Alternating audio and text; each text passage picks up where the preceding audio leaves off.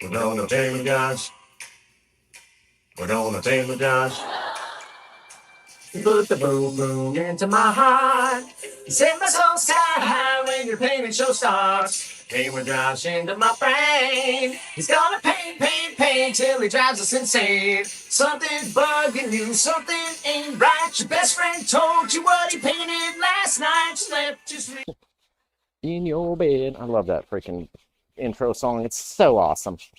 So welcome in, everybody. It's Paint with Josh back in the studio for a second time again tonight. It's going to be fantastic. I figured we'd do an ice cold, bluey, wintry scene since it's very cold outside here and many other places in the country.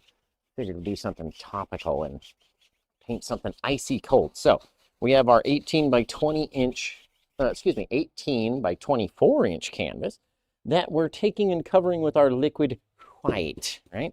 The liquid white is going to allow all of the other paints to slide across and blend and move nice and easily. It's kind of like greasing up your pan before you go to cook something, and therefore it doesn't stick, right? These thick paints will want to stick onto our canvas if it doesn't have a wet, slick surface. So you guys got to check in. Tell me where you're watching from out there in the night. Just wherever you're from in the world, around the country, around the globe, around the flat earth, wherever you are. Where would you, I mean, you wouldn't even say around the flat if it was flat. You wouldn't say around. On the same plane, wherever you're at, right? We're going to go through the colors we're going to use. I'll need to get a little bit more of my crimson and my black. We need a little bit more titanium white. And I probably have just enough of the blue and a bit of purple that we can use. We could even use some of the crimson in the sky if you wanted to, honestly. You know what? Let's do that. Let's take a little bit of our Madder Carmine from the Meaden brand, and let's pop it out here. And this, ooh, this gorgeous little mauve-y color. Let it get lighter and lighter and lighter as it gets down to the base. So you're basically putting it on heavier up here at the top. And as we mix it, it's mixing in with this liquid white base, right? And the liquid white base is going to allow it to become thinner and brighter than it originally is when you very first put it on the canvas, right? So you guys check in. Where are you watching from out there in the night? We got Maryland, Canada, Ohio, California. You guys are watching from everywhere, man. Where are we at? Kansas, Canada. Dudes. Everyone watching. Looking really cool. Wisconsin, Michigan, Pennsylvania. I like it. I like it. Now we've got a little touch of our pink out there. Let's go into, you know what? While we have the pink on the brush, before we get that blue onto our brush, let's grab some of that same pinky color and we'll just put it down here just in case we decide to do some water or whether we have some snow or whatever it is. We'll have a little bit of the color, right? And all we're doing is just blocking it on. We don't really need to worry about it. And if you see that beam in the center, I'll show you how to get rid of that a little bit later, right? But we're putting these on and not necessarily blending them right now, just dumping them onto the canvas. And we'll go into our blue. Take our blue, kind of pop that guy up here and let it fade down over that pink color. And again, the more blue that you have, the deeper, darker it's going to be on the canvas. All right, so yeah, let me know where you're watching from in the night. Is this your first Paint with Josh painting that you're watching, or have you watched 10 shows, 20 shows, a million shows? How many shows have you guys watched the old Paint with Josh show? Type it in the comments now. After we've done that, let's do a little bit of purple as well. I love that dioxazine purple color from the Gamblin 1980 set. Very cool. Stays very purpley too. It doesn't mix away very quick.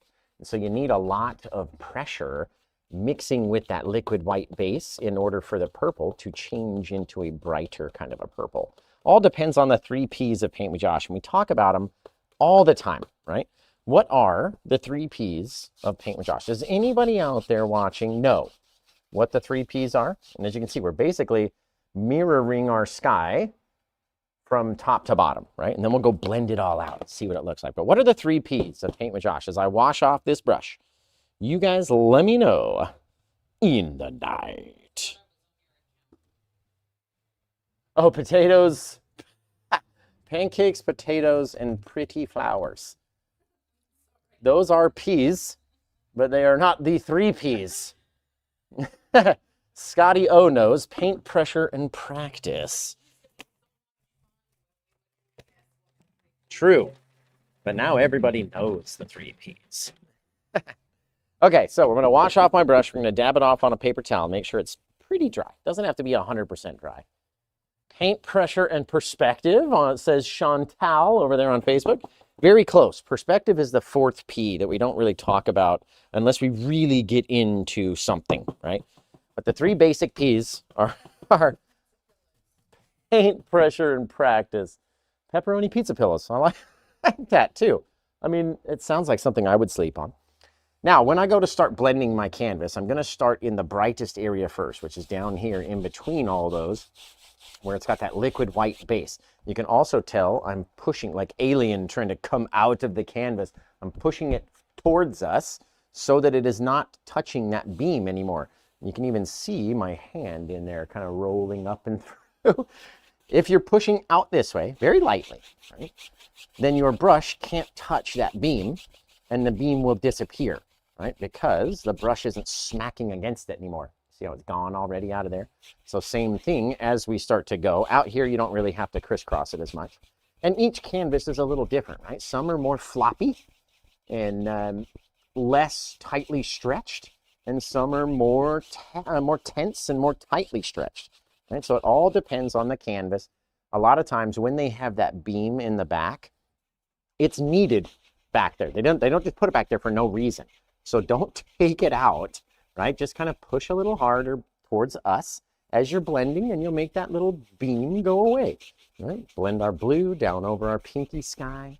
All we're doing is mixing the colors together and allowing them to mix with our liquid white and everything else, right? The more you pull that blue down into the pink, the softer it's going to get. If I want it to be more severely blue, I can add more blue on my brush and drag it down, right? Start to mix it together. How do I want it to look today, right? That's all up to me every time I go to do a painting.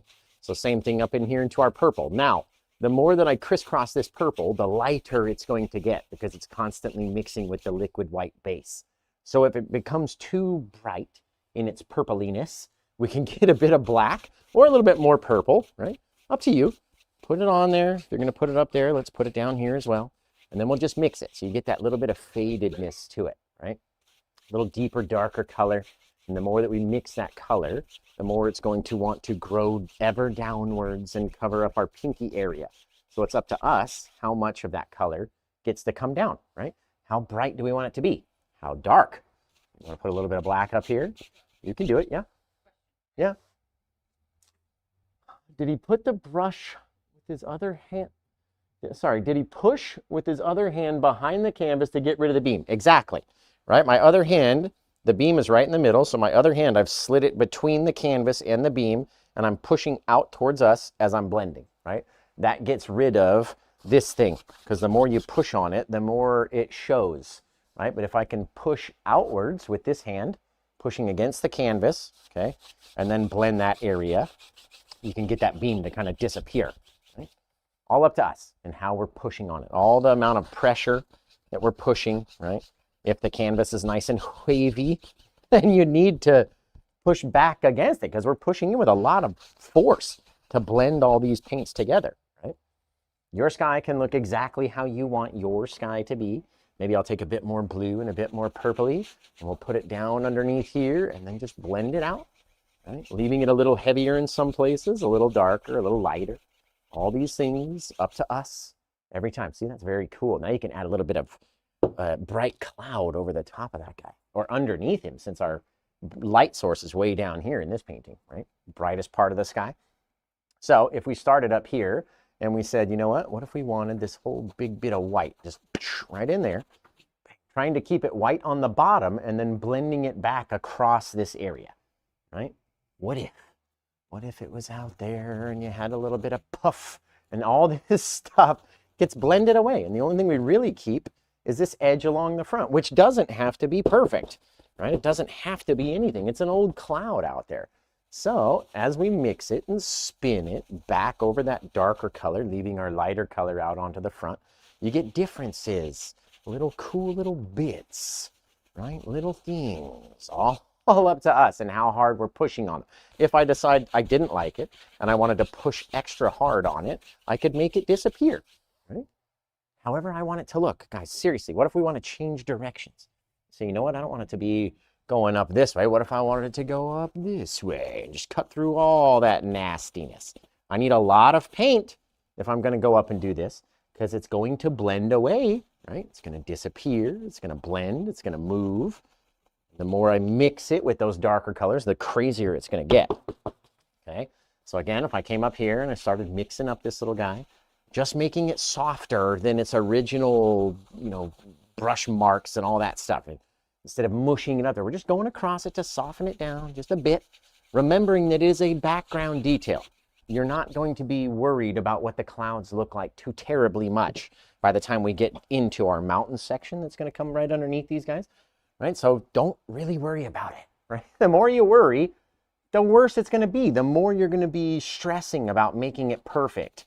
And then we're up here working instead of up here having fun, right? If we're just up here messing around, throwing some paints around, playing here and there, and wherever, we're having a good time, right? If we're trying to make something quote unquote perfect or look a certain way, then we're up here working. And I didn't come up here to work. I came up here to have a good time, right? We want to play around and mess around, just like Mother Nature does. The wind is up there just blowing these things around all crazily, right? And within 30 seconds, you take another photo and it looks completely different. So we're taking a snapshot of a bunch of movement, right? So don't worry. That's the whole main thing. The more we worry about it, the more it's going to look fake, right? If we just get up there and just let it rip and whip it out there and almost shut your eyes, like don't even care. Boom, a couple swipes. That looks real, right? It's all up to us. Excuse me. Now we're going to get in here with our crimson, black, and blue paint. Okay, a little black, little crimson, little blue. Mix those guys together. The more black and blue you have, the colder it's going to be. If you add more crimson to your mix, it's going to be kind of purplish, which makes it look a little bit warmer. So we've added more black and blue, less crimson, so we can have a cold, wintry scene, folding down all those paints, leaving a little pile up here, okay? Once we kind of lay down our little asphalt road right here, there'll be an area where we can take our clean blade and scrape away a section of paint, leaving a good amount, a good little roll out here. We have to pop up into the clouds, right? Get down beneath them, go up into the white area, sometimes leaving a bit of open sky right underneath those clouds. You have to do it. You gotta get up in there because it's going to project distance, right? If you just get underneath and you're way too low and you've got too much sky, that's gonna be partly the reason why you're not liking the way your paintings are looking right now. It's all about where you place this mountain, right? So we're going to launch up this crazy old thing. Maybe it dips down. Maybe it pops up again over here. Who knows? Literally, we got a whole big canvas to fill up. Now, I don't need to go side to side. And I do need to scrape up the excess paint away from the edge so that there's not so much paint up there anymore, right? I could change this. I could bring this up if I wanted to.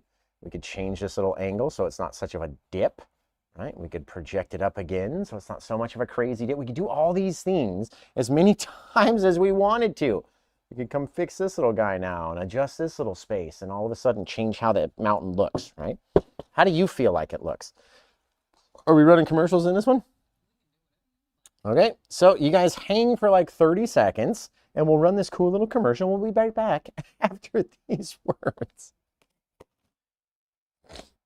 Do you ever feel like you can just never find anything in your art supply stuff? Well, I've got something for you. This enormous Meeden rolling cart storage rolling thing. It's got locking wheels, 3 drawers, tons of room, a little brush cleaner over here. Plus you can do acrylic pour right on the center. It's really cool. I suggest you get one yourselves. And if you use promo code right there on that side over there, you'll be able to grab one for yourself and thank me for it later, right? So let's get back to the show after I find this paint I'm looking for. Paint. So we've got our mountain up here and all I'm really doing is focusing on that top edge to make sure that it is crisp against the sky and there's no place of like, you know, weird broken bit, right? The whole top edge has to be nice and crisp. Everything else underneath doesn't matter. It's only everything else underneath is only really here to show when we pull down, right? So we're gonna line up our brush like this, gonna slide it out. Right? The further it goes and the more that it mixes, we're going to come up here, bring it down, slide it out again. the more it mixes with that liquid white, right, the more it's going to become more faint. So you're deciding what you want your mountain to look like. You can have a couple little bits pull back on that guy and come down. So you got a little ridge in between. This one, you know what? Let's grab it from up here. Just go slide it down. All these crazy things. Don't get rid of all those, right? Keep that stuff. You don't have to get rid of every single, it doesn't all have to be as bright or as dark. Some of the times it'll show you cool little things just from those dark areas and light areas and where you can go back and highlight it. All right, let's come up onto this one. We'll slide it down, grab its edge over here, slide it out, grab it at the ridge that we had created by going down the opposite direction, right? Don't come over to this side of the mountain and pull across. That's going to cancel out everything that we just did, right? So by pulling down this way, leaving our little ridge, we're going down to the side, right? That makes your mountain very 3D already. Makes it look like this side is furthest away, this side back here is far away, and this side in the front, it's kind of poking out towards us. Just already, just in how we brushed it, right? We didn't even have to do anything. Now let's get back up here. Grab a little touch of our blue, because we got to have some blue in our snow, a little bit of our white. I got those totally backwards. I need to get more white and less blue. But on my palette, I have more blue and less white. And so my brain and his slickdexia got all mixed up. Okay, now let's take a little bit of our titanium white, good little chunk, enough to, you know, do half of our mountain, a little bit of our blue paint, and we'll mix it up down here. And that way we'll have this kind of sky blue color that we're going to use for the shadow side of our mountain. Okay, before we do anything else, let's wipe off this blade, go back and get twice the amount of white that we just grabbed, one or two little sneaks of the blue that we had just created, and make a very, very, very bright version of that blue right down here. We know it's not pure white because we've mixed it, but it looks very, very, very bright in comparison to its blue friend over here, right? So we're going to do our shadows first because that's how PaintWithJosh does it. We're going to grab our blue, fold it down a little bit, scrape up so we got a little roll. And based off the size of our roll, we're going to hover about that far away from the canvas and then move, right? We're not pushing on the blade. Our finger is only really here because there's nowhere else to put it. I like holding it with my middle finger, my ring finger, and my thumb. So I could literally do it like this and be like, let's rock on, bro. And get up here and do a, you know, just like a Metallica mountain or something, right? Boom, boom, boom. Trying not to overlay it too heavily in every place. So however you want to hold it, you're just staying about a 1/16th, a 32nd of an inch away from the canvas. You don't want to smush this paint. You don't want to pull so hard on the, or pushing so hard on the blade that it mushes all the paint together. That's not going to be good for anybody. Nothing comes from pushing in there too hard. You got to float this blade with this chunky paint across the canvas and let the canvas pick it up where it wants. The more you go over it, the more it's going to smush and ruin all the details that we've left out here, all these cool little breaky bits. If you drop it on and it is too heavy, you can get back up in there, kind of scrape it up a bit and use it in other places. You know what I mean? All things are fixable. Now we're going to go in and get the same amount of white on the blade. We're going to hover about that far away from the canvas as we start dropping on all these little bits, right? We don't want to put on everything so heavily that it covers up all of our dark detail at the bottom, because this mountain color that's underneath there, we need that stuff. We want little pieces of it to shine through as little rocks that couldn't get covered. Maybe they're so steep or so sharp, or they get so warm during the day when the sun hits them that it melts all the snow on top, right? This is when you can decide, do you want to have a severely covered, very heavily laden snow on your mountain? Is it just pure depths of winter? You know what I mean? Or is it summertime where you've only got a little bit of snow on the top, right? Do you have no snow on your mountain? It's all up to you every time you're doing one of these scenes, right? We're just floating it down, floating down. And if I get an area that's a bit too thick, you can kind of cut through it and then lay it down over again, right? Very cool, guys. Looking 3D already, don't you think? Don't you think? I never make up enough color, so we need to get some more of our white, a little bit more of that blue color, and make up that very bright highlight color, right? We know it's not pure white because we mixed it a touch with that little bit of blue, and that'll be our white snow. So scoop up a little bit more of this guy, and you can take it down as far as you have paint, right? You run out of paint, that's okay. You can either go back and mix up more or leave it the way it is. It doesn't have to go everywhere, right? You don't have to cover the entire thing in white. It doesn't have to go from side to side. In fact, you cannot do it full side to side because then you won't be able to put anything else in front of it. Remember that, right? If you want to lay some heavy trees into our scene, you can't have all that heavy snow where we're going to put our heavy trees, right? So think about it ahead of time. And now here's how to the way to make your mountain 4D in 4K. All of our blue highlights were going this way. Okay? They're going from starting in the middle, from like right to left, right? All of our white highlights are going from left to right, okay? Even if we come onto the shadow side and we continue to pull from left to right with this little bit of white paint, right? It's going to catch the light the same way that the light is being caught on this side of the mountain. Obviously, we don't want it to be a pure straight line, so let's kind of make it weird and jaggedy and crazy, right? Nothing out there has to be anything. You don't have to paint something realistic, right?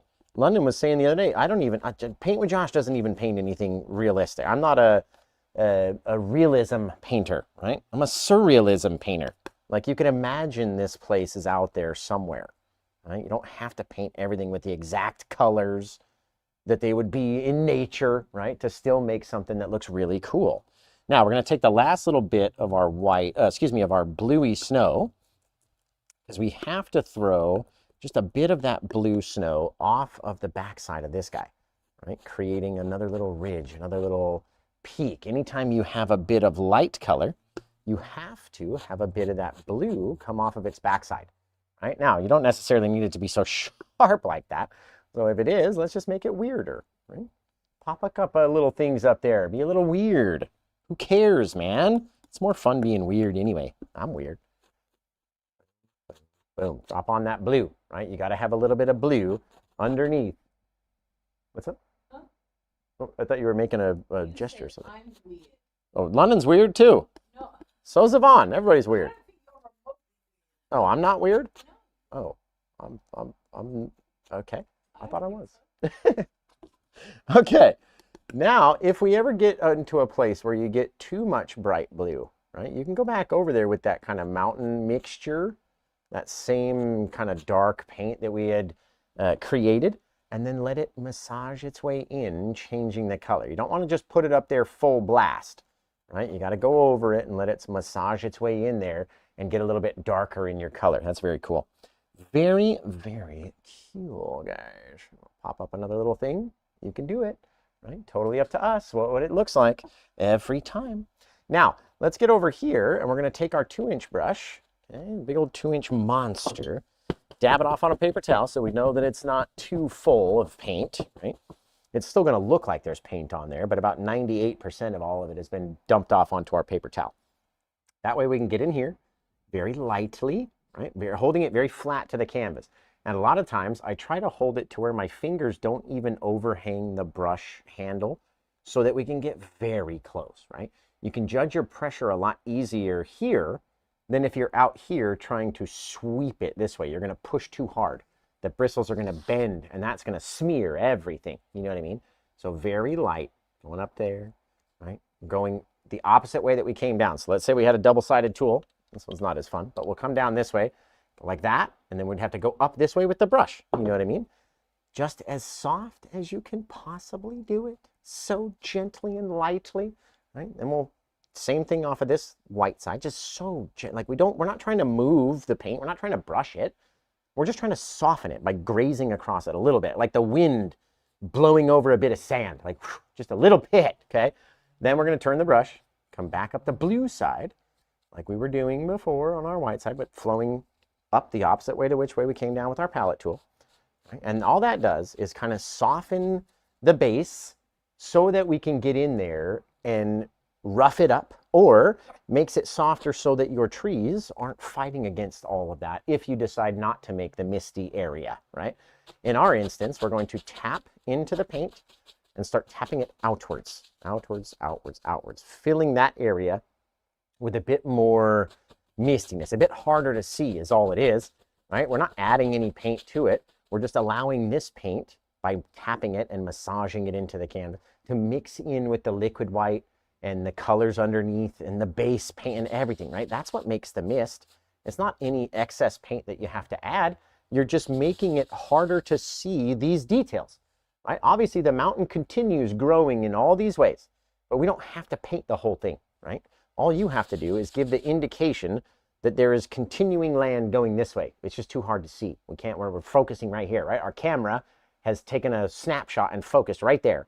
And everything else to the sides and around the edge can be softer, right? So onto this side, we'll tap into that white and then bring it down the same way it was going. Same thing with the blue, tapping into that, bringing it down. And all it's doing is just mixing its way in with that paint and with the darker color of our mountain, right? That darker color of the mountain mixed with the white, the blue, the liquid white, the lighter colors underneath, that is going to be the mist maker, right? So we're not using any excess paint. We're using the paint that is up there, tapping it and letting it mix in with the paint that is up there, right?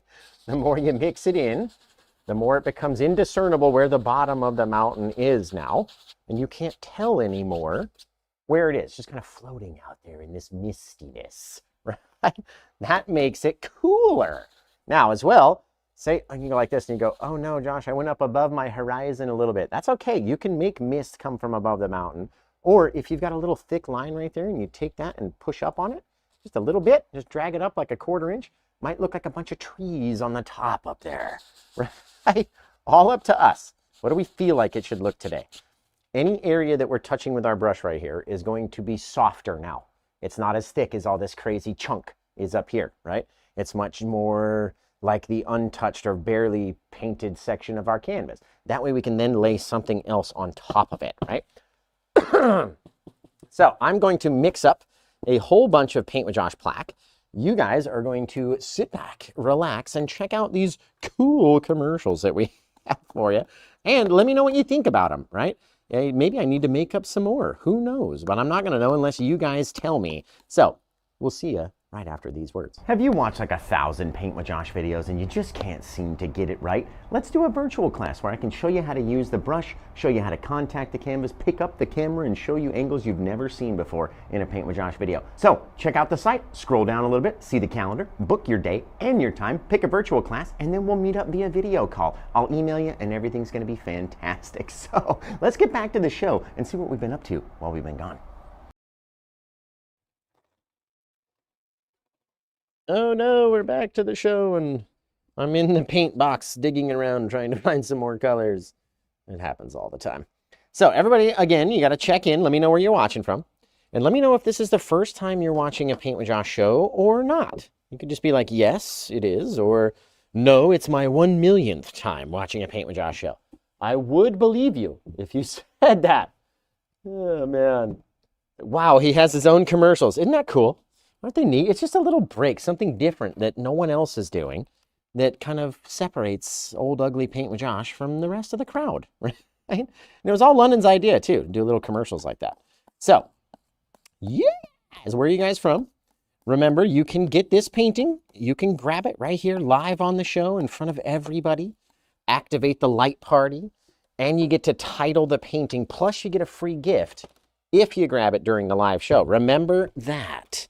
To spin the spinny winny wheel, everyone's favorite. So I've mixed up my Paint with Josh plaque mix, and now we need to make it a little bit lighter in color, right? We don't want to use that severely dark color so far away. So we're going to take a good little scrape of it, right? That's a big old pile. I'm going to put it over here, add a little touch of white to it, right? And if we put in too much white, it's going to be too bright, right? And so I want to add the white sparingly. Like right here, I probably mixed it up and it's way too bright. Right, so what I'm going to do is take a little bit more of my black, mix that down into here until it's a slight bit darker color. Now remember, all it needs to do is be a little darker than this color back here, right? So it's a very easy way to test it by getting your brush, right, running it through that color. And if it's very light, that gives you the opportunity to add something else in front of it, right? So we run our brush through the color, we come up here and we test. And we look and we say, is that dark enough? Does that stand out as being closer to us than the mountain? What do you think?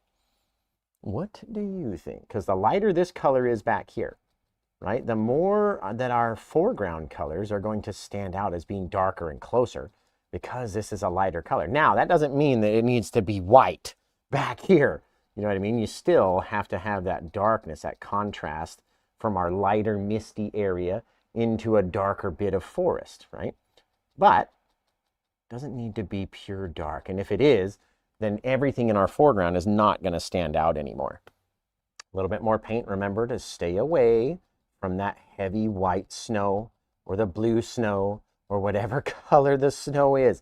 Stay away from it because it's going to want to take our light colored trees right here and make them even brighter. And then they won't stand out as being in front of our, mountain. They'll be too light in their color, right? So stay away from the tree, from that heavy snow. Not every tree has to be so perfectly, peaky or tall, and they don't all have to be the same size. Right? Come down, and come up, come down, and come up over here, over there, and who knows? Maybe by this time we're way up here. You never know until you put it up there, right? Now you can see in the middle area right here that if you don't fill it in enough, it doesn't look right, right? So we get the question all the time, like, oh, I'm doing my trees that they just don't look right. Like, I don't know what it is. And I'm like, well, you got to get in there and make those guys not a darker color necessarily, but fill in the paint, right? Push it in down here. You can even turn your brush sideways if you wanted to, right? Pop it in, pop it in, pop it in, making sure that it's dark at the base, that there's no light coming through. That way it'll separate our mountain from the trees, right? And then with all this dark color, that gives us the capability to do one of two things. You can either do reflections down into a lake or water or whatever, or you can turn it into mist, right? By using some of that darkness. So let's just say, I know my side's going to be all covered up over here, but let's pop down just a few more little things. And I'm not trying to match them perfectly, right? We're going to swipe over them and make them different and make them disappear. But let's just say that back in here, by adding a couple little bits and making it darker, right, we can have these reflections as soon as we pull down. Okay, you got to remember to pull down. Otherwise, it's not going to look like anything. Okay, so we'll get back here knowing that this doesn't matter on the side, right? All this stuff is just going to be some misty actions. We kind of tap down on this, tap down, tap down, tap down, making it, again, soft like it was in the background. But when we get into an area where we think we might see some reflections, we're going to very lightly swipe down, right? Pulling those things down, making a flat kind of background area. Take those guys, you're going to swipe them up. And in between, you can even mist up that whole area. If you don't want to have land in between your two things, right, then you could put a whole bunch of mist in here by tapping, just horizontally tapping in between, softening the area that's in between there, allowing it to mush in and fade away. All these little guys, we can push on a little bit harder now, come up here, boom, boom, boom, boom, boom, right? If I wanted to make some land, I could have a bit of my darker color in between those two. Now that I've softened them, it should kind of stand out as being a bit of land back there, right? And all you're doing is making horizontal lines like that. If you want to add snow to it, totally up to us, right? Say we wanted to have a bit of snow down in here, and the more that we add, the more we're going to get rid of those reflections, right? Because we're going to come in here with this big old brush, and we're going to start dropping paint on, and then wonder where our little reflective area went, right? The more that we plop that paint down in there, the harder it's going to be to see those guys. One more thing as well, you have to give them a little swipe from side to side. The more you swipe side to side, the more they will disappear. Remember that, right? So totally up to us in what they look like. I'm gonna come off this side a little bit brighter in my snow, a little heavier in the white, right? A little bit darker off the backhand side. And even get up into here and make some mist into our trees just by grabbing some of the dark and some of the light together, just so you can't see everything, right? That's the whole goal. You don't want to be able to see all parts of everything. It just doesn't work, right? I'm telling you from experience. Now, let's get in here. We can either drop in a small little dark separator, right, by scraping in just a little bit of our darkness back in here, over there, wherever. All it's doing, yeah, I know we do. All it's doing is separating our snow from our water, right? And it's a little bit where the land is popped up away from the water. You know what I mean? You never have the water right up onto the snow. It's always got a bit of that dark mud right in between. Just like that. Swipe it over so you get this small little indication back there. The more noticeable it is, the more you're not going to like it, right? You just want it to be out there, kind of faint. There in the night. That's really cool looking. Now, let's make this dark color a little bit darker, just a little touch. All right, so we're going to take that same pile. We're going to add a little bit of darkness to it, a bit of our plaque mixture. Right, mix it up so it becomes a darker color. It's not full darkness, but it's darker, right? Because we added that darker mix. Then if we come in here, we should be able to have this tree stand out a little bit more, right? Especially if we were to come down here, let's start onto this guy right there. Drop it down, bang. Now we're living way down here in front of our lake or river or water, wherever that thing is back there, right? Up into this snow. I picked an area that wasn't so heavy in the white or the blue to pop my little tree trunk up into, because I know that the more I mix and push this paint into all that white heavy snow back there, it's going to make my paint want to be brighter, and then it won't stand out in front of my little background, right? Popping out our little branchies, getting bigger and bigger and bigger as you go down. And then remember, you're in control of how big it gets, how far it spreads out, how many little bits come off of it, what they look like, right? Are they symmetrical or are they not? Right? And knowing that we're going to put something in on the left side, it doesn't even matter if I made the thing come way out here like this. Because I know I'm going to have something else in there, right? That's why you got to pick your places. Let's come over here. Let's do a smaller guy, a little smaller, right on the edge of its furthest branch. Okay, so when we come in here, same exact paint, very lightly touching against it. And then as we go down, we have to push in harder, right, to dump off more paint. And then it's going to intermix in with all little branches of his friends. You only really see the disconnect right up here, right? And then again, it can be as big and fat and chunky as you want it to be. They're all different out there, seriously. How many of these little guys should we do? That's up to you as well, right? Now that we've kind of gone away from this heavy area of our snowy paint, we can make our treetop a little bit taller. Now remember, you don't want to go too far away from its very furthest edge of its branch, right? You don't want to go too far away from that guy. So, well, it looks like we already put a little tree trunk in there. So now it's got to live right there. That's what happens when you get too close to the painting, right? Come in here and again, pop in a couple little bits. And the more we go down, the more we push in, right? And then you decide how you want them shaped. Do you want to start curling them upwards like that? You've got to turn the brush that way. Starting over here and then there and then there, right? There are 3 different touches, and it depends on your shape and how much you fill it in, right? How far out they get, again, all up to us. We have to make them a little bit lower as they get down this way, right? So that guy's a little bit taller up, a little bit lower as he sits down here, just so we can pull that paint and make our land, right? Your land is going to come from wherever these trees are sitting, right? So I can decide where I want them to be based on this. Come up here and go, you know what? I'm going to take away the whole bottom inch right there. And I want my tree to live right there. And pull down across all that paint, right? Now, the more darkness that we have, the more it's going to, sure, cut through our water and stuff, but also the harder it's going to be to make bright, right? So don't try to grab too much of that paint, and instead let this area down here that is already bright, kind of matches our sky, that can turn into our snow. You know what I mean? If we don't pull out too much of this guy. Now, off the back, sure, we can pull off as much as we want, because in this scene, all of our light is coming from right to left, and so you can have darker shadows off of our backside. We could even drop in another tree over here. You could drop in a taller tree. You could do whatever you wanted to do.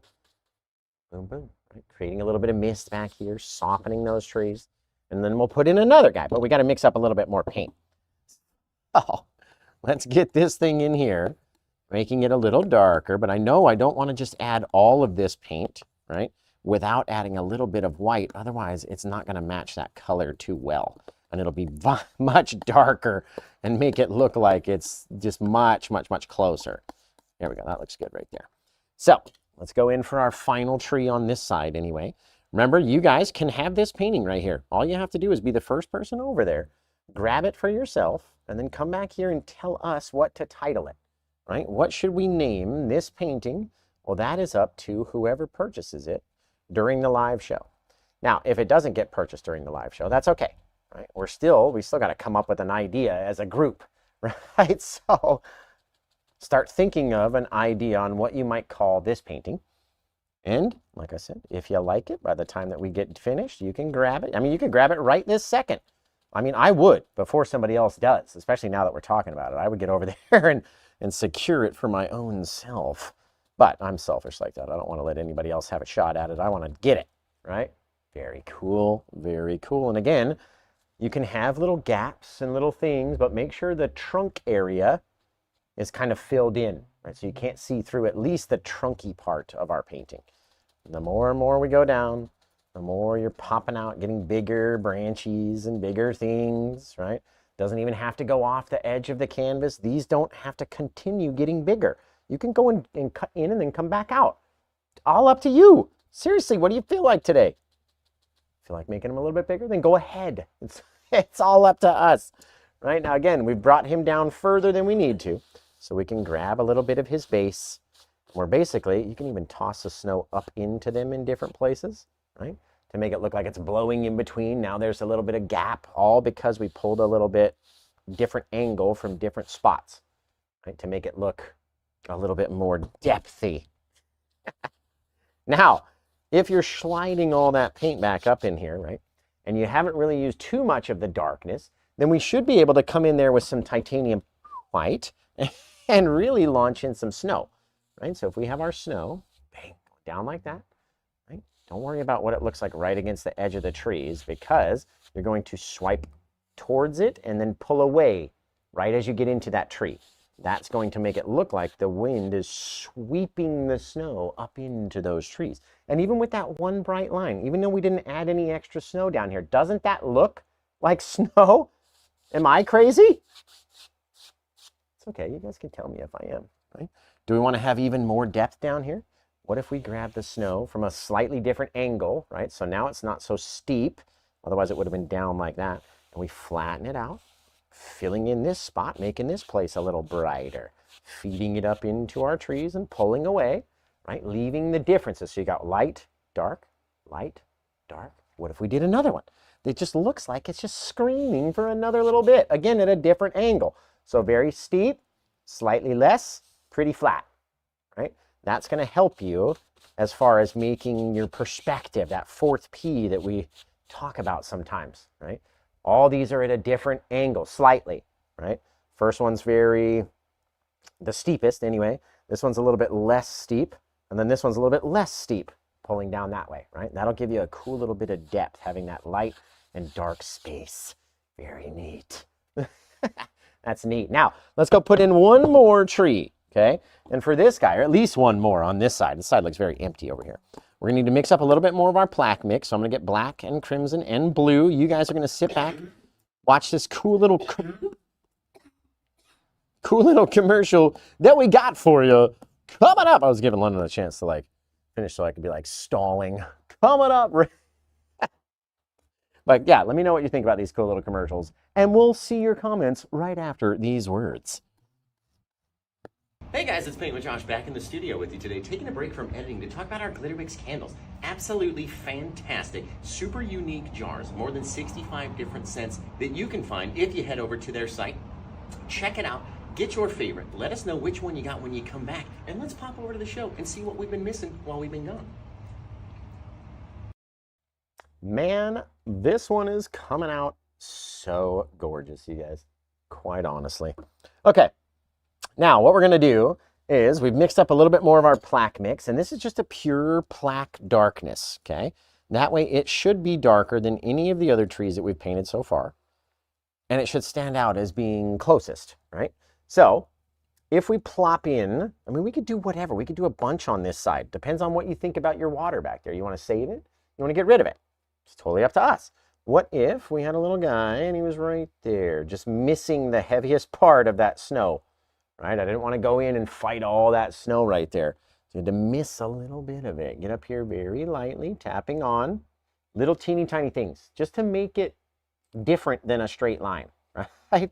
And then the more we go in, the more we push, making a bigger little splotch, filling in that center area especially, right? And then by the time that we get down here, we have to kind of tap off on one side and tap off on the other side in order to keep making these little branches extend outwards, right? It's very much like a Z pattern all the way down, but you need to use enough paint, especially over those bright white areas, to keep the paint dark.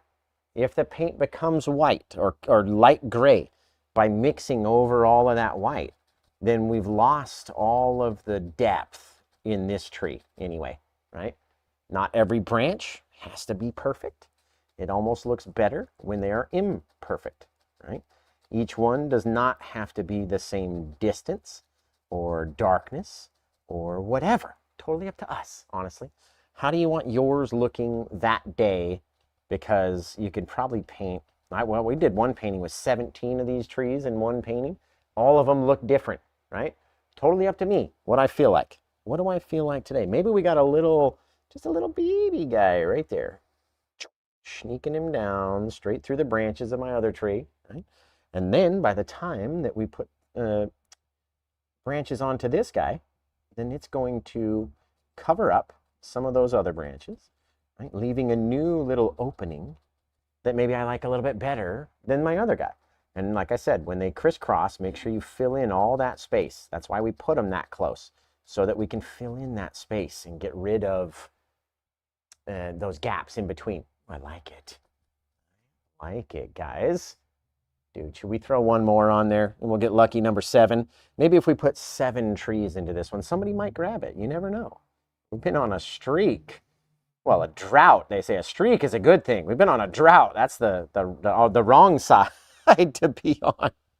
So, like I said, and I'm going to say it again, if you want to grab this painting, it is available, right? You can get it. It can be yours forever and all time. Oh, that's fabulous. All right, little pop here, little weird thing over there. How big, how many branches, how many things do you want to happen on your little tree? It's all up to you. How full do you want it to be? You want it to be super full, or you want it to be a little bit thinner, right? I never really like them when they are too thin, but if you can get a couple spaces, maybe you can show a little bit of that trunk coming through different areas and different things, right? And then we're going to go back and highlight them anyway and change what they look like. This is just the base shadow. This is like, all right, that's a tree, and now we can really go back and make it 3D and brighten it up with our highlight paint, right? Also remember, the more you smush down your paint, the harder it's going to be to make these trees.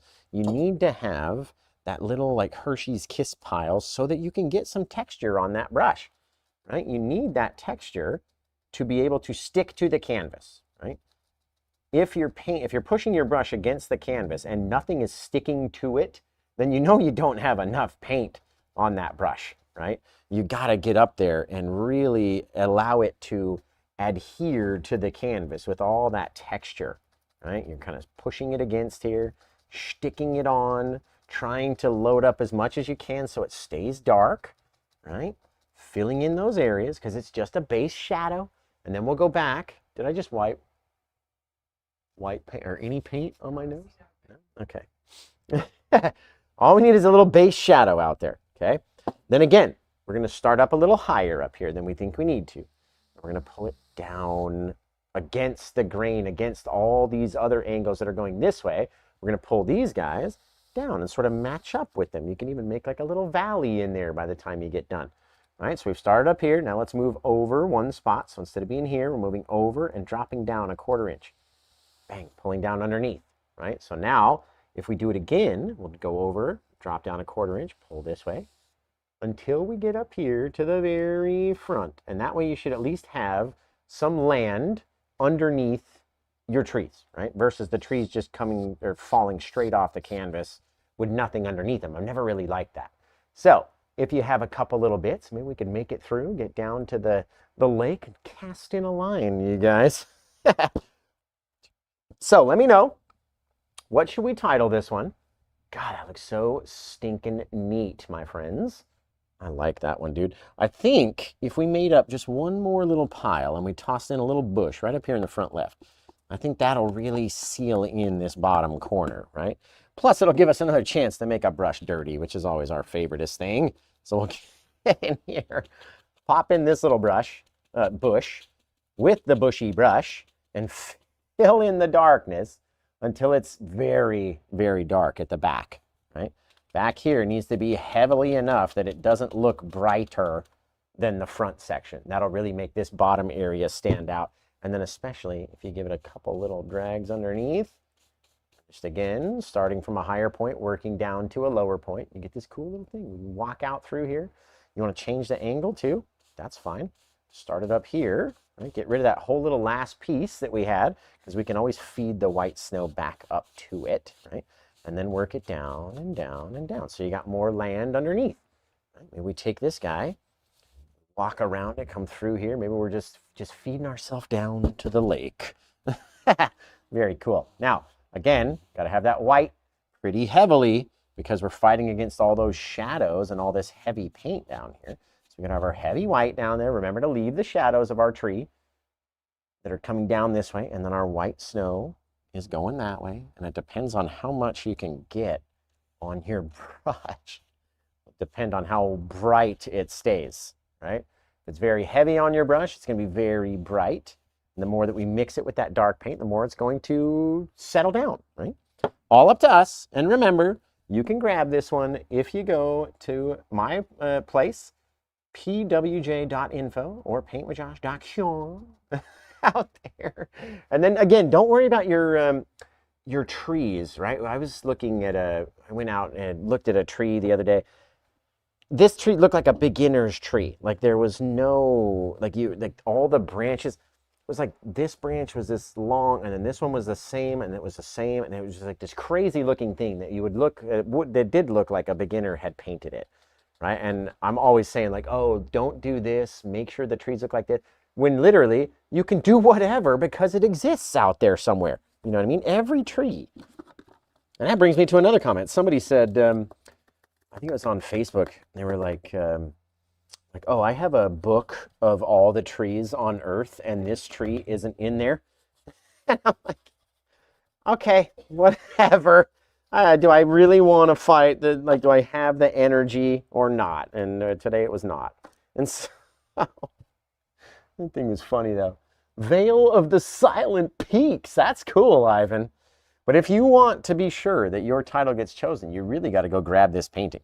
I'm going to get a little bit of my liquid white onto my fan brush, nice clean fan brush. Going to go into our ultramarine blue and change not only the consistency of the blue, but the darkness to a brighter blue color, right?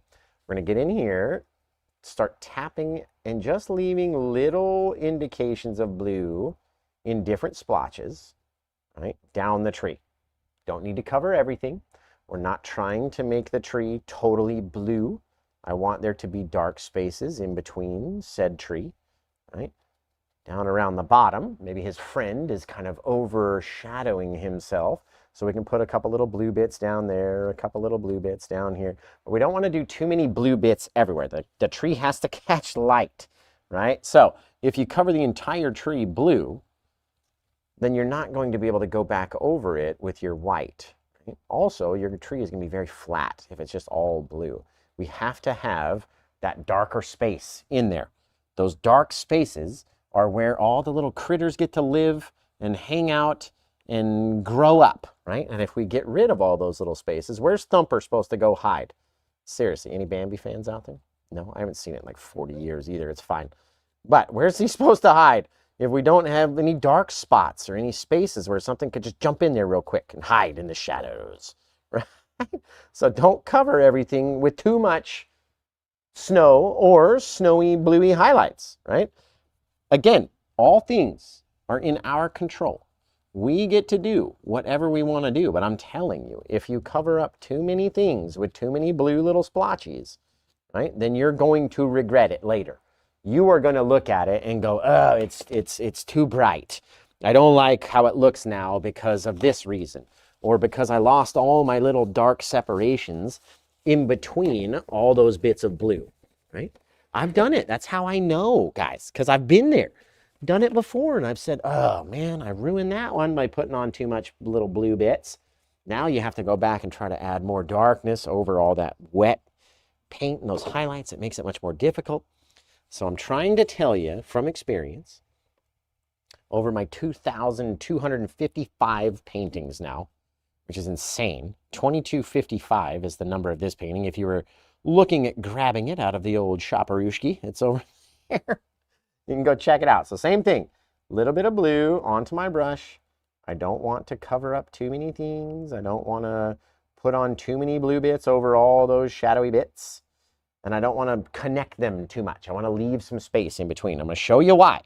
Okay, now again, this big guy is going to be overshadowing both of these little trees. So this guy might not see any sun at all, in which case we have to sort of connect those little blue bits, wrapping around like Christmas lights around your tree, leaving the darkness in there. Because if you don't leave the darker spaces, you're going to have a flat tree. Then you're going to message me and be like, oh, why don't my trees look like your trees? And I'm going to look at it and go, well, you covered up too much of the darkness. You had too much blue touching in too many areas, so the whole thing just looked blue, right? That's going to be bad. We don't want that to happen. If that does happen, then we're losing all of our depth. We don't need that. We don't need that kind of negativity in our lives, right? We want little spaces in between for the critters. Old Thumper out there has got to have some spaces that he can get into. Right now, that one we covered up about half of the bottom with those blue bits, again, because he's behind that bigger tree, which is going to be casting all these shadows onto himself, okay?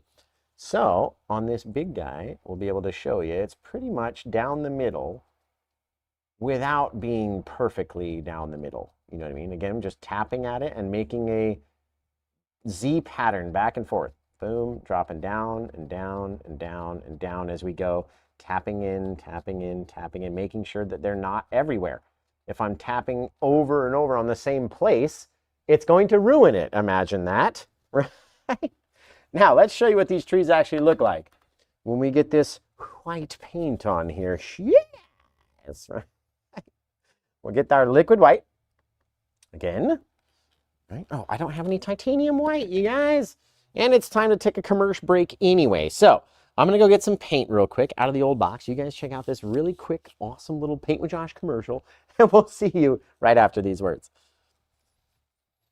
There it is, the Meaden brand. Oh, I love this brand, you guys. We talk about this brand all the time. Meaden, they're amazing. I'm going to take their website, and London's going to go, pow, it's right up there in the top. And if you use this promo code, popped up there as well, you're going to be able to save 15% off anything that you want to get, whether it's paint, easels, brushes, acrylic, watercolor, oils, tabletop, enormous easels, everything you can get if you use that little promo code up there. So check them out. And until we see you guys again next time, let's pop back over to the show.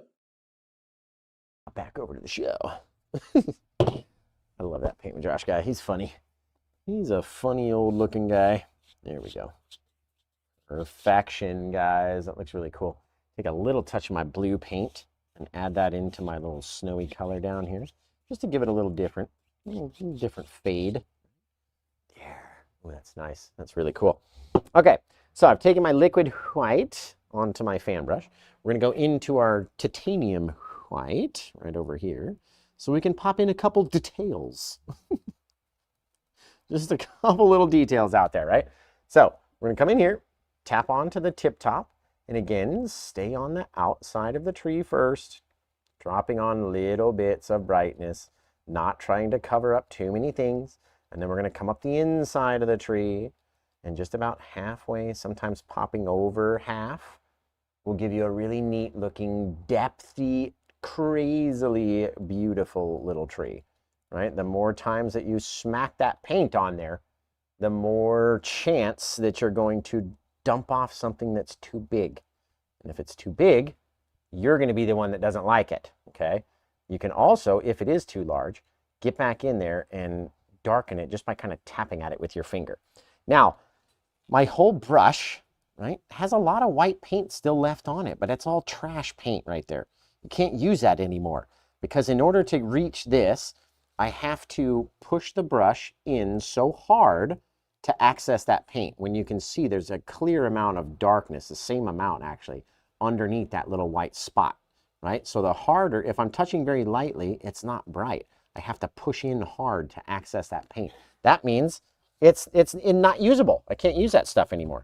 As soon as my tips of my brush start to go dark, then I need to wash the brush, get back in there with our liquid white and the titanium white, and then again, we only ever use the corner of the brush on the canvas, right? And especially with our highlights, I should not be pushing hard enough to access the middle of the brush when we're putting these highlights on. We should be touching so lightly that only the tip of the corner of the brush has any color change on it, right? The liquid white is going to make our white thinner.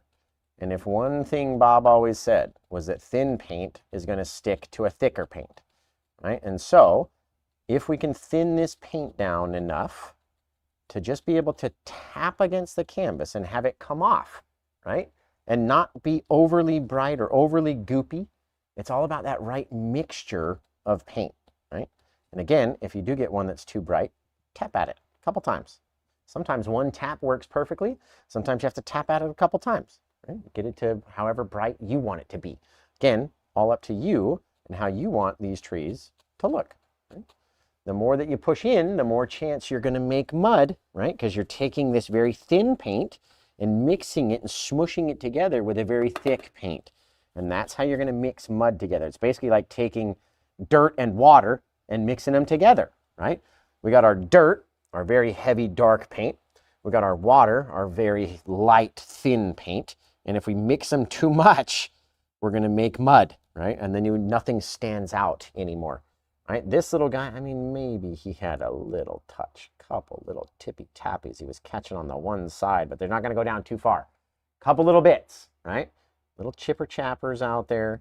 And then this little friend, same thing, couple little pieces off of his side, smacking against it, and then getting darker and darker, meaning we're trying to touch it less and less and less as we go down that little friend, right?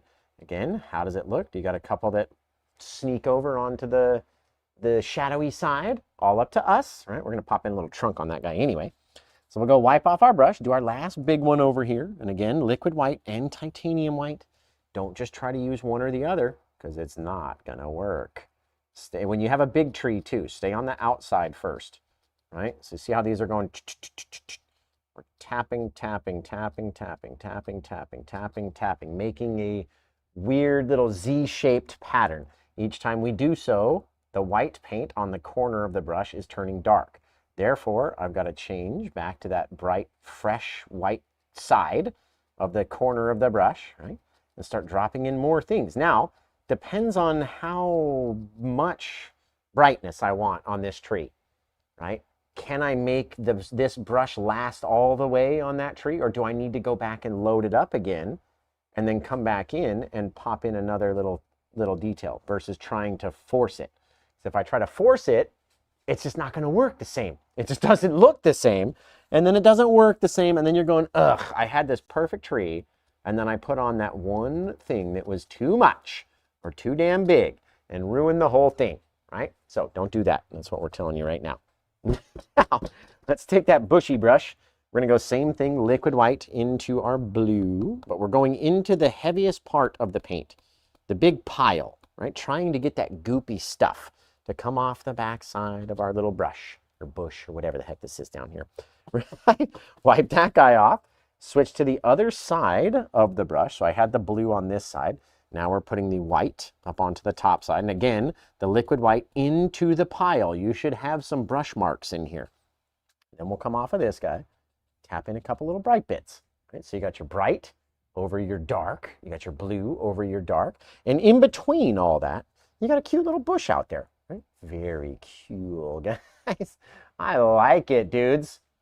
This one came out rad-tastic. I can't believe nobody got this one or the painting from before. You guys are really hurting my feelings, man. Honestly. I know. Goodness. Okay. So I'm going to start cleaning off all these brushes. You guys are going to come up with a title.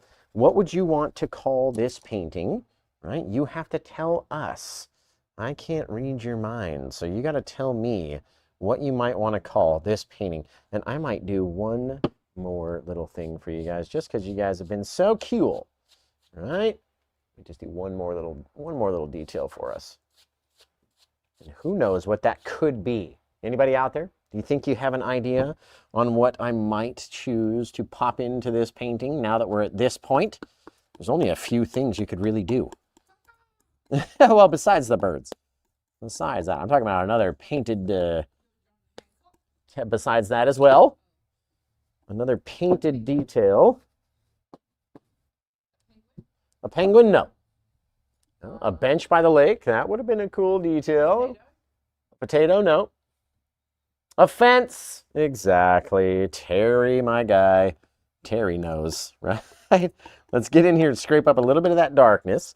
And again, let's decide. Maybe I got a little fence post just right here. Right? This little thing. Now, it depends on how big I make this one, right? Will determine how big the rest of them have to be. Because we all know they're going to get bigger as they get closer to us. So if this one starts out being too big, then everything else has to be bigger than it, right? There we go. Little old fence post out there in the night, right? Now, we're going to do the same thing. Okay, we got to cut up into this little guy, and it's going to be right here. Boom, boom, boom. Now, some of the times, it helps if you scrape off the highlight like that. Scrape it away from the bush wherever you're going to put your little fence post, because then the canvas will grip it better, right? If you're trying to put all this heavy paint over all that wet paint, we know what will happen, right? Very cool. Oh, I like that, dudes. Now, let's pull out the bottom just to see what it's going to look like, right? Pull them a little bit backwards, just kind of swiping the paint. And the more that I bring this up, the further away it's going to push it from the base, right? This one looks like he lives way down here. But if I come in here and swipe and erase the bottom, I can make him look like he's higher up, further away, whatever I feel like, right? All up to me every single time, you guys. It's cool looking. That is cool. Now, we have to make those sideways fence posts as well. So I'm going to come in here and just scrape out in the area of my little highlight where I don't want my thick paint to kind of go over all of that thin paint. And that way it should pop on a little easier. Stay dark too, because it's not mixing with that liquid white. Pop it back off this way. All right, take this one, pull it back, and again, continuing on past our pole. Boom, boom, boom. We just need a little bit of darkness, because remember, we're going to put our touch of snow sitting on top of it. So don't worry about it too much, right? By the time we get done, we're going to have our little snowy highlight on top of our fence, making it look more rounded already just by putting a little bit of the white on top of there, right? So since we are in control of what happens around here, we can decide as well if we want to have maybe like a little broken piece, like a little broken bit that instead of continuing on, it goes straight down, right? It's almost like it looks like when you drive over one of those grates. Oh, that's cool. That is cool. And again, we just need a little bit of black. Take it down further than you think you need to. And then you go back and swipe it until it disappears, right? And pushes it back to wherever you wanted it to be, right? Wherever you want it to be is exactly where it's going to be. Now we can scrape this guy. Let's do the same thing right there. We have both of our little fence posts be broken. And again, this bottom one, we can make him disappear, push him back a little further by raising it up a little taller. Right? All up to us every time that we do one. That's cool. I like it. Now, let's take our titanium white and liquid white with our titanium white and liquid blue, so both the same highlights. Okay, let's put a little bit of our blue, and I'm talking a little bit, because especially against that blue bush, If we don't leave a little dark line around the edge, then we're not going to know what is fence post and what is bush. Same thing for the right side, right? If we don't leave a little touch of darkness around that white to make it look round, right, then it's going to make it feed into that bush and look too much the same. There. Little old fence post out here in the night. Popping on a little bit of white, not necessarily onto the black, right, or the black mix, but on top of it. Riding on the top, sitting on the top of it. That way you can put your bluey stuff kind of right underneath that guy, giving yourselves one more little bit of shadow, one more little bit of depth and craziness for the person that's actually looking at it, like for the details, you know what I mean? When you show somebody, they're going to look at it and go, oh, that's cool. They're not really going to look at all the depthy little details that we painted, as much as we want them to. Like, I want them to look at every single spot. They're just not going to do it, right? Like, people got too much going on. Like, oh, what's on my phone? Oh, yeah, forget about your painting. And I do the same thing, right? And you're guilty of doing it too. Yeah, it's cool. Just got to make it a little bit fatter in order for it to perspectively look like it's getting closer to us. In which case we need to make that guy a little bit fatter, like he's going away. Very cool. So don't focus on too much is what the moral of the story is. Like, don't worry about too much of it, because when you show it to somebody, they're not going to worry about too much of it. They're going to look at it and go, oh, it's gorgeous. I love it. I love the colors. I love this tree. They're going to find something they like about it. Versus when you look at it, since you painted it, you're going to try to find something you dislike about it. And when you dislike something about it, then how is anyone else supposed to like anything about it? Right? That's what I always say. There, little white top to our little fence post. Got a little bit of snow shitting on top up there. Yes, I said snow shitting on top up there. I know. I heard myself. You don't need to remind me. There. That's a cool little painting, you guys. So remember, if you like this one, you can get it, but you got to be first come, first serve over there, right? If someone else beats you to it, then there's nothing I can do to make it yours again. You've been beaten to it, right? With these little friends, we can take just a little touch of our white and pop in at different areas, by the way. You don't want them to be straight across and all have tree trunks showing at the same spot on the tree, right? It kind of makes it look a little funky. And so just kind of alternate where you want those little tree trunks out there. Not every tree has to have a little tree trunk, right? Not everyone has to show fully. And again, if you didn't like it, tap it away. It's gone, right? All up to you guys. Seriously, what you feel like today? That's the question, right? What do you feel like it should look like today? Should it look like this or that, here or there? Totally up to you, right? And whatever you say today is what it should look like. And then tomorrow can look like something different, right? You can paint it a little differently, use a different color, try something in a different spot. All up to you guys. I'm super serial. You guys are in control. So remember, we have this painting along with several other paintings available for you guys to get. Right? This is the only way I make money, by the way, you guys.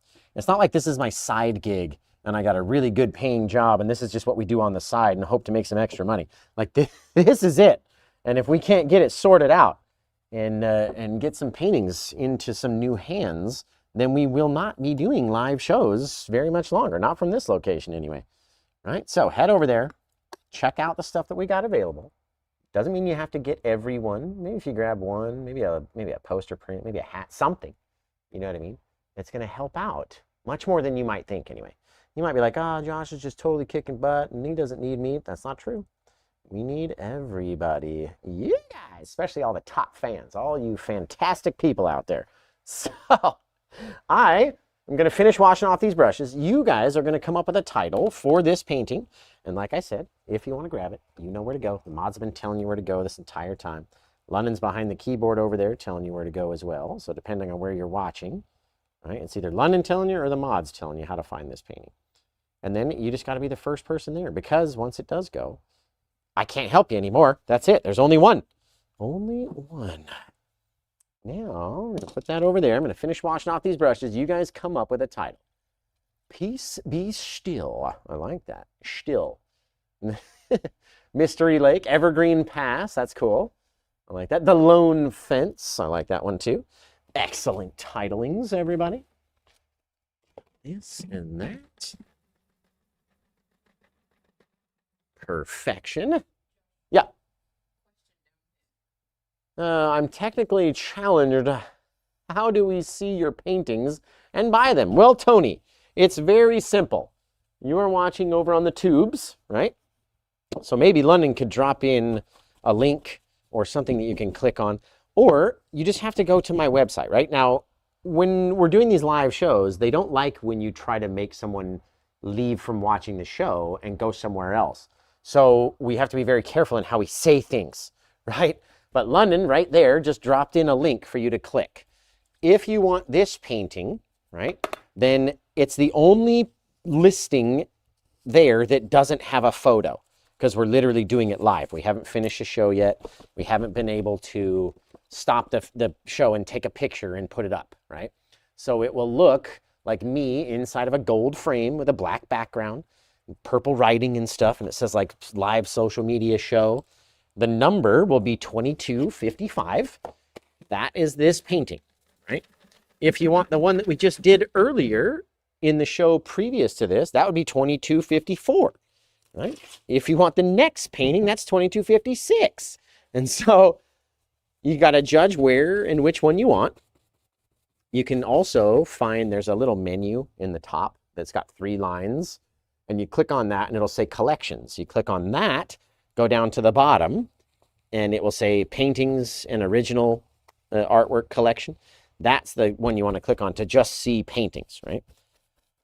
So hopefully that made it easier for you to understand where to go in order to find either this painting or any other thing, any poster or puzzle or t-shirt or anything that we have, literally.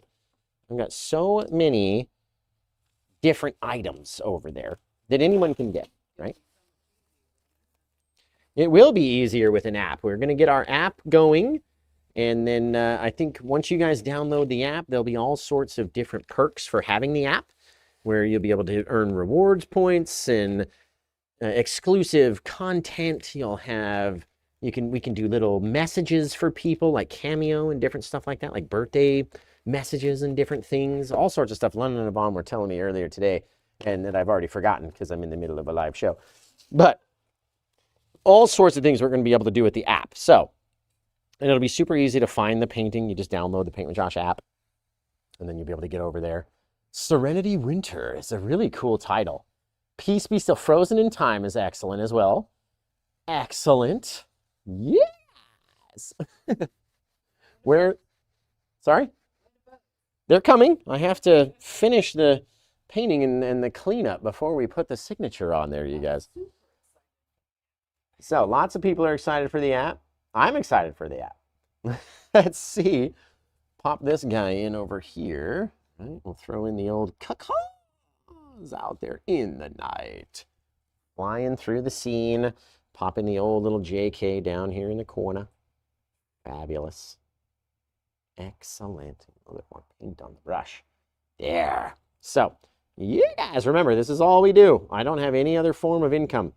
I make like $14 a week through TikTok videos. So, it's serious. I'm dead ass serious. So, yeah, literally. I know. I've got 811,000 followers. I make $14 a week on TikTok. 811,000. What are these other people doing?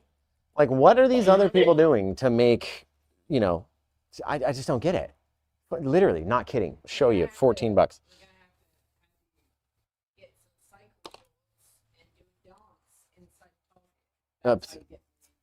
Apparently. I guarantee you.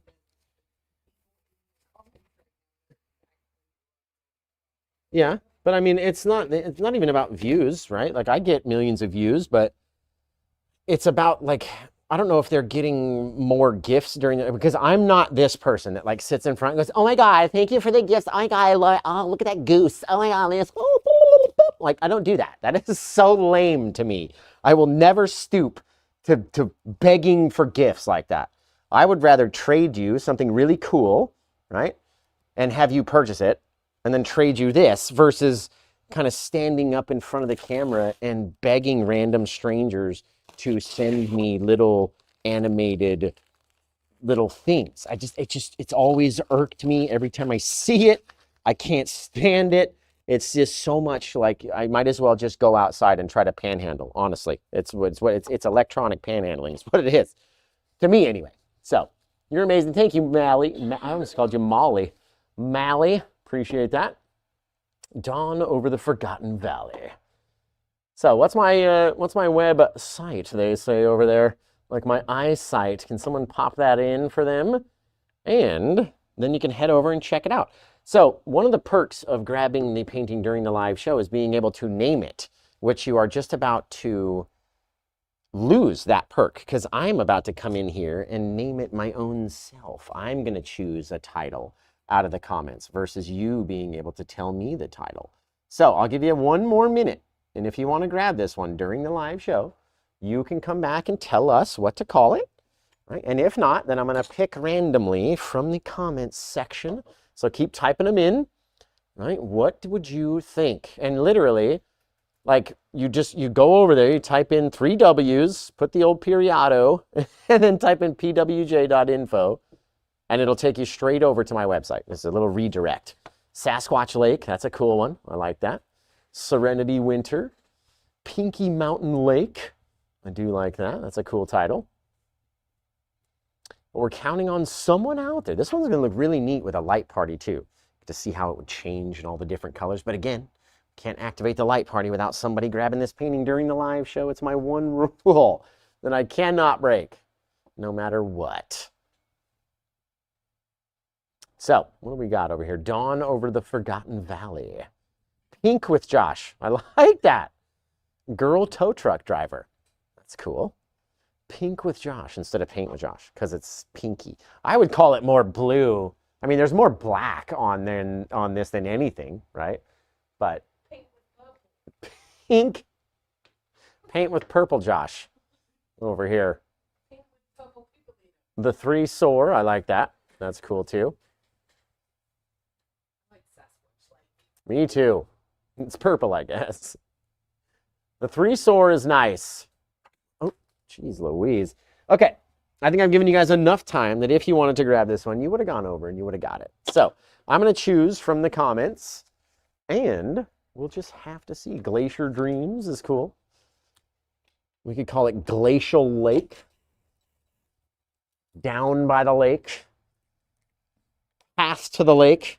Like, fence by the lake. Old man's fence by the old man lake. I don't know, whatever we want. Yeah, Gary, old man. So funny. That's funny too. I like that.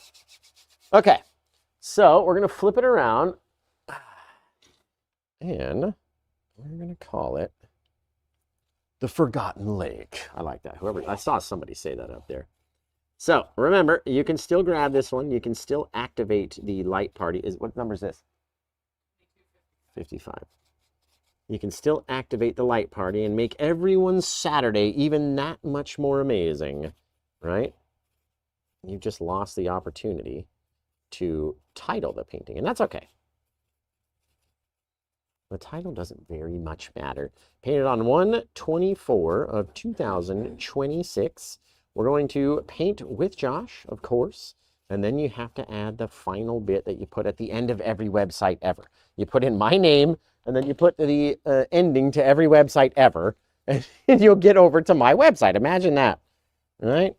PaintWithJosh.com.